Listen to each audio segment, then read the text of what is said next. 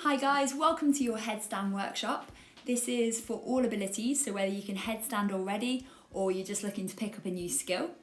Safety is really important with this because it can be a bit of a dangerous pose. So first thing you need to do is make sure your exercise area is safe. You need a really flat surface, preferably a mat, and you can also use a wall to support you, or even a person if you're lucky enough to have a person on hand to help. Secondly, take it really slow. Only progress one stage at a time. So before the tutorial starts, I'll show you 2 exercises that you must be able to do before even trying a headstand. So it might be that you just do these 2 bits again and again for a few weeks until you're able to do them, then you can progress to the next stage. Number 3, keep breathing. Don't hold your breath when you do your headstand. Quite a good measure of how long you're able to do it is to try and hold it for 10 breaths. Fourth thing is not actually to put all of your weight on your head ever. Despite its name, that's not the idea of a headstand. A lot of our weight is going to be distributed onto our forearms, which brings us into the first pose that we're going to learn. Start in downward facing dog. This is where hands are shoulder width apart, feet hip width apart, and hips are up in the air, upside down V position. From here, drop down to your forearms, and your weight is distributed between your forearms and your feet. For extra challenge, start to walk your feet in towards your forearms, so we're putting more and more weight onto them. You're going to hold this for 30 seconds in total, preferably more, but it needs to be at least 30 seconds to show that you've got enough strength in your forearms to progress to the next level. Keep your hips nice and high in the air. Your hands can just be flat on the mat. 30 seconds is almost done, so well done if you're still going with this. Last few breaths. Stay really nice and strong. Have a go at walking your feet in if you haven't yet, and relax. Next up is your plank, which you need to hold for at least 30 seconds, or again, preferably longer. Engage your core and make sure your body is in a straight line so hips aren't too high or too low. It's important to have really strong core strength for when we get up into a headstand, because you're going to need to keep your body quite nice and rigid, particularly when we're coming up into the headstand and coming down from it. Your core strength is really important. If you're still going, well done, nearly there. Last few breaths. Pause the video and keep going for longer if you want to. So first up, we're going to have a look at our grip. So interlace your fingers and then just place them around the back of your head with your elbows pointing forwards. That's going to be what our grip will look like on the floor. So coming up onto your knees, get that interlaced finger grip around the back of your head. Place your elbows down on the floor and then your head in a little triangle. So there should be a triangle between the back of your head and your 2 elbows. Sit up and bring the heel of your hand to the middle of your eyebrows, the top of your nose, and flatten your hand to your head.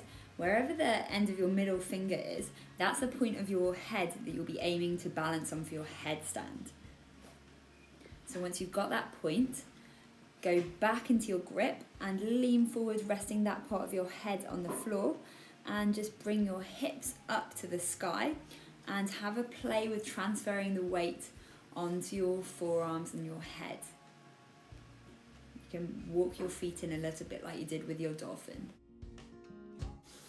We'll go back into the same thing again. This time, lift your hips into the air, feet are still in contact with the floor, and then lift your right heel up towards your bum. Okay, so no kicking up, just a controlled lift. Try again with the left. So we bring it up and just feel the transfer of that weight onto your forearms and your head. The weight should be pretty even. Come back down to kneeling. Pause the video whenever you want for a little break.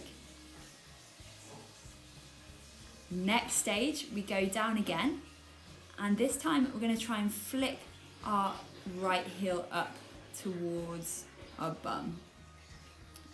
And if you can, just balance here. So we're focusing on that one leg curl and keeping our core nice and engaged. And you can just let the other leg hang loose, or you can even keep it in contact with the floor. Repeat with your other leg. Next stage, we're going to be flicking both feet up. So you can pause and have a break if you want to. Otherwise, We go back down, flick your feet up and come to this sort of half headstand position. Really important to keep balance here. So you squeeze your core, knees are bent, hold it for as long as you can. You might be up against the wall at this point, or you might have somebody just holding your knees or your feet steady. And then come down for a break. If you manage that, awesome. If you're not quite there, then just stop the video here and you know what you've got to try and work towards. If you did manage it, we're going to go straight back into the same thing. So flick your heels up. Make sure you can pause here for a couple of seconds and then straighten your legs up in the air. You'll notice I was a little bit off straight there. So we're aiming to have our legs and body in a completely straight line. Once you've got your headstand position, you need to squeeze your core muscles just like we did in that plank. Squeeze your glutes together and just bring them forward slightly. That's the adjustment that I need to make in this one right here. You can point your toes and then just find a little spot to gaze at. That might be about a meter in front of you, might just be the end of your mat. Find one point to just keep that focus and then bring your attention back to your breath. How many breaths can you hold it for?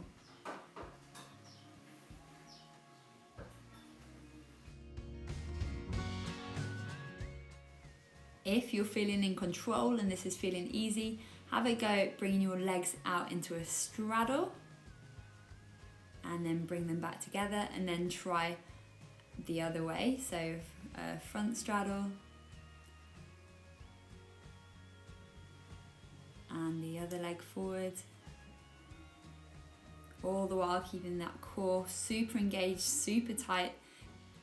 And really important is your descent. So we come back to that halfway point and then down to the floor. Well done. Really good to finish your headstand practice with a child's pose. So sit your hips back between your heels, stretch your hands out in front of you, forehead comes to mat, and just release those neck muscles that have been working hard. Do let me know how you got on today. Send me a photo of your headstands if you managed it, and well done.